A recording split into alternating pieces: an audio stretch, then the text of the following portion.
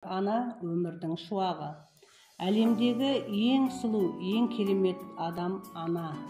Ананың қадірі мен қасиетін түсініп біту мүмкін емес. Өйткені түн ұйқысын 4 бөліп, сен үшін жанын беретін ананың балаға деген махаббаты мәңгілік, шексіз.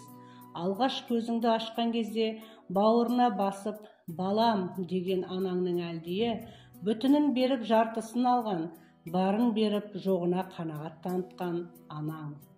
Жұмақтың кілті анаңның табанның астында деген сөздің мәнін ашу үшін анаңызды Меккеге 3 рет апару аздық етеді.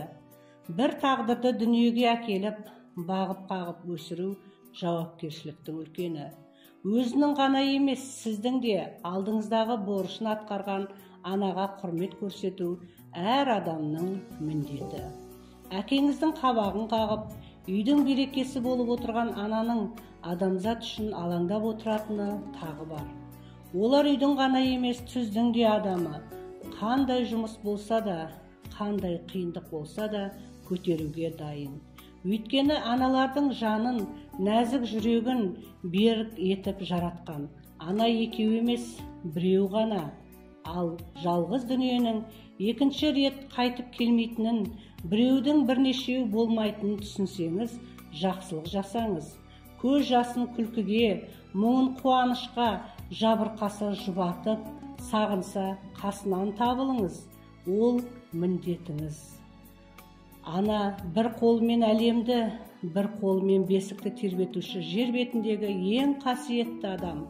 Ананың аялы алақаны тікеннің өзін жұмсартып, асаудың өзін жуастар құдіретке ие. Жүрегінің кеңдігі сондай, өз баласына ғана емес, әлемнің баласына орын бар. Өйткені ана мен бала бірін-бірі үшін жаралған қос сөздегі бір ұғым.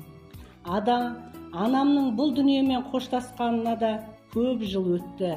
Бірақ аялы алақаны, ыстық құшағы, жылы сөздері әлі есімде.